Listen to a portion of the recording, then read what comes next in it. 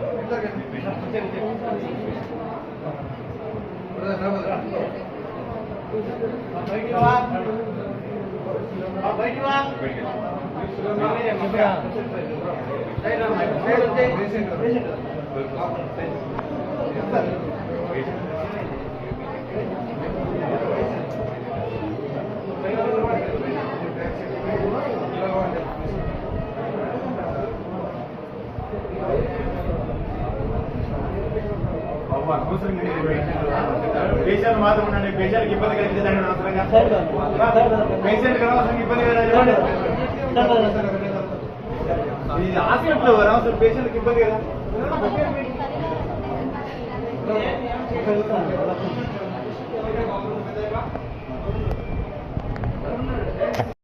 YSRCP social media state joint secretary. నేను వారం రోజుల కింద వైఎస్ఆర్ కాంగ్రెస్ పార్టీ ఆఫీస్ జిల్లా ఆఫీస్లో మడకశిర ఎంఎస్ గారి గురించి ఏవైతే తను చేసిండే పనులు ఉన్నాయో నిజాలు చెప్పిన క్రమంలో ఆయన యంత్రాంగాన్ని యూజ్ చేసి నన్ను 3 రోజుల కింద హైదరాబాద్లో అన్అఫీషియల్గా అరెస్ట్ చేసి అక్కడి నుంచి గంతలు కట్టుకొని వచ్చి అనంతపురం తీసుకొచ్చి ఎక్కడ తీసుకొచ్చారో ఏ స్టేషన్ తీసుకొచ్చారో తెలియదు.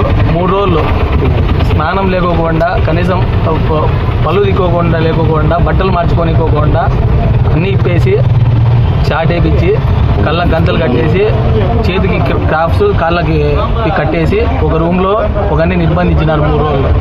అన్నం తినేటప్పుడు కూడా మాస్క్ తినికోకుండా, బాత్రూమ్ పోయేటప్పుడు కూడా మాస్క్ తినికోకుండా, చాలంజా కొడుకు వస్తాడు, జగన్మోహన్ రెడ్డి గారు వస్తాడు నీకు అని చెప్పి తన్నుకుంటా మాట్లాడుకుంటా 3 రోజుల నుంచి నన్ను ఇబ్బంది పెట్టుకుంటా మా ఇంట్లో వాళ్ళకి ఫోన్ చేస్తానంటే నువ్వు అంత పెద్ద పుడింగ్ పార్టీ మీ పార్టీ ఏమో నీదే నాకు పై నుంచి ఆర్డర్స్ ఉన్నాయి, ఎస్పీ సార్ నుంచి ఆర్డర్స్ ఉన్నాయి, డిఐజీ మేడం నుంచి ఆర్డర్స్ ఉన్నాయి, హోమ్ మినిస్టర్ గారు సీరియస్ తీసుకోమన్నారు అని తల కింద గట్టి కాళ్ళు పైలు కట్టాలని చూశారు.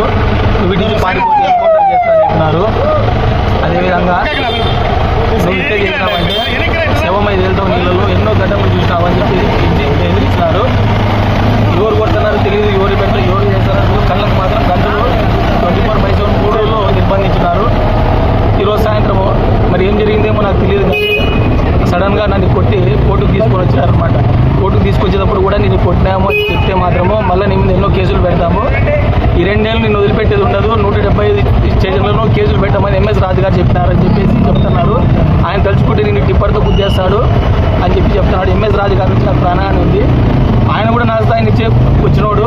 నేను ఆయన ప్రశ్నించినందుకు వైసీపీ పార్టీలో ఉన్నాను, ఆయన టీడీపీ పార్టీలో ఉన్నారు. నేను ప్రశ్నించినందుకు నా మీద ఈ రకంగా కేసులు పెట్టేసి 3 రోజులు నరకయాతను చూపించేసి పోవడమే మల్తాడు తెంపేసి నగ్నంగా నిలబెట్టేసి ఎంత ఘోరంగా ట్రీట్ చేసినారంటే హత్యలు చేసిన వాళ్ళు లేదా రేపులు చేసిన వాళ్ళు ఏ రకంగా ట్రీట్ చేశారు దానికంటే ఘోరంగా ట్రీట్ చేశారు. నేను చేసిన తప్పు ఏందో నాకు అర్థం కాదు. నేను అంటున్నా నేనేం తప్పు చేశా అంటే లంజా కొడక మీ అమ్మని జగన్మోహన్ రెడ్డి గారు చెబుతారా నువ్వు మాట్లాడినా ఒకటి అని చెప్పి దుర్భాషలాడి నేను కొట్టిన దానికి బాధపడలేదు. వాళ్ళు మాట్లాడిన మాటలకి నేను ఈరోజు పార్టీ కోసం కష్టపడుతున్నానని చెప్పేసి జగన్ సార్ కోసం కష్టపడుతున్నానని చెప్పేసి అధికారం ఉందని చెప్పేసి ఎస్సీ ఎస్టీ కేసు నేను అతను కులం పేరు ఎత్తి కూడా తిట్టలే, నేను కులం పేరు ఎత్తలేదు, నేను కూడా కులం అని చెప్పిన. అట్లాంటిది నన్ను ఇష్టానుసారంగా కొట్టి ఈరోజు రిమాండ్ కేసులు పెట్టి జైలు పంపించాలని చూసినారు.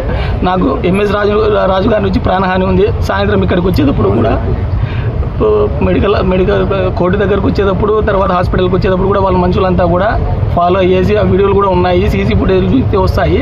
ఇటువంటి పరిస్థితుల్లో మొత్తం ఎస్పీ సార్ నుంచి ప్రతి ఒక్కరు కూడా వీని రిమాండ్కి పంపేలా వీడు ఈరోజు వీని పంపిస్తే మిగతా వైఎస్ఆర్ పార్టీ వాళ్ళంతా జిల్లాలో సైలెంట్ అయిపోతారు, వీని కొట్టాలని చెప్పేసి చాలా ప్రయత్నాలు చేసినారు. దేవుని దయ వల్ల ఈరోజు నిజంగా అంటే మా అన్న మా మామూలు కానీ నాకు ఇక్కడ ఉండే వాళ్ళు బాగా నాకు ఇది వాళ్ళ దైవాలే ఈరోజు నేను బయటకు వచ్చినా అని చెప్పాలా.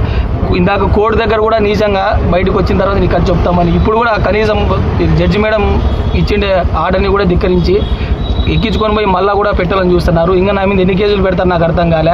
నా అడ్రస్లన్నీ తీసుకొని నీ లొకేషన్ 24/7 ట్రేసింగ్లో ఉంటుంది. నువ్వు ఒక్కసారి ఎవరి గురించి అన్న మాట్లాడితే 2 నెలల్లో ఈసారి నీ మీద రౌడీ షీట్ ఓపెన్ చేస్తాము, పీడీ యాక్ట్ కూడా పెడతామని చెప్పి చెప్తున్నారు. నేను ఇంత చదువుకొని కూడా నేను ఏం తప్పు చేసినా నాకు అర్థం కాలేదు. ఇంతవరకు నా మీద ఏ కేసు లేదు, ఇదే మొట్టమొదటి కేసు.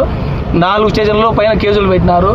ఎట్లయినా సరే నువ్వు ఈసారి కానీ ఇదే పార్టీకి ముందరకు వస్తే మీ అమ్మని తీసుకొచ్చి లోపల పెడతామని చెప్పి బ్లాక్మెయిల్ చేసి బెదిరించినారు అని చెప్పేసి నేను దొమ్మ పొగుడుతూ మాదికి దొమ్మ పొగుడుతూ ఉన్నాను. అవసరమైతే దున్నపోతున్న అడిగినట్టు నరుగుతా అనే మాటలు మాట్లాడినాడు. కానీ నేను అట్లా మాటలు మాట్లాడలే. ఏదైతే ప్రకాష్ రెడ్డి గారిని మాజీ ఎమ్మెల్యే గారిని మాట్లాడినాడో as a YSRCP social media state joint సెక్రటరీగా నాకు రైట్స్ ఉన్నాయన్నమాట. మళ్ళీ పోలీసు వాళ్ళు కూడా ఈ కొట్టేటప్పుడు కూడా నీతో ఎవరు మాట్లాడించినాడు, ప్రకాష్ రెడ్డి మాట్లాడించినాడు కదా, నువ్వు చెప్పు, నువ్వు ఒప్పుకో, ప్రకాష్ రెడ్డి మాట్లాడించినట్టు వదిలేస్తామని చెప్పేసి ఎంత అంటే ఎంత కొట్టినాడు. అయినా నేను చెప్పలేదు, ఎందుకంటే ప్రకాష్ రెడ్డి అన్నకి దీనికి సంబంధమే లేదు. ఆయన మాట్లాడమని చెప్పలేదు, మాట్లాడమని చెప్పలేదు. ఆయన ఏదైతే మాట్లాడినాడు ఎంఎస్ రాజు గారు ప్రకాష్ రెడ్డి అన్న గురించి నేను అదే మాట్లాడినా, అంతే, అంతకంటే ఏమీ లేదు. 3 రోజుల నుంచి మేము చాలా భయపడినాం. మేము అంటే కూటమి ప్రభుత్వము ఏం చేస్తుందో గత జనసేన నాయకుడిని అట్లే చేశారు కదా. ఏమన్నా సెల్లులో వాళ్ళ సొంత లాకప్లో పెట్టుకున్నారా? ఎంఎస్ రాజు గారు ఎమ్మెల్యే వాళ్ళ ఆధ్వర్యంలో పెట్టారా అని మాకు డౌట్లు వచ్చి నాకు మా వైఎస్ఆర్సీపీ నాయకులు, మా కుటుంబ సభ్యులు, కురవ సంఘము కురవైకులు అన్నగారులు అందరూ, తమ్ముళ్ళు, ప్రకాష్ రెడ్డి అన్న అందరూ నాకు సహకారంతో నేను నా కొడుకుని బయటికి తీసుకోగలిగినాను. మీ సోషల్ మీడియా వాళ్ళు కానీ అయితేమి, మా వైఎస్ఆర్సీపీ నాయకులు అయితేమి, మా కురవ కమ్యూనిటీ వాళ్ళైతేమి అందరూ ఈరోజు చల్లగా నా కొడుకులకి దీవెన ఇచ్చినారు. అందరికీ కృతజ్ఞతలు తెలుపుకుంటున్నాను. థ్యాంక్స్. నా కుటుంబ సభ్యులకి, నా వైఎస్ఆర్ కాంగ్రెస్ పార్టీ వాళ్ళకి అందరికీ ధన్యవాదాలు.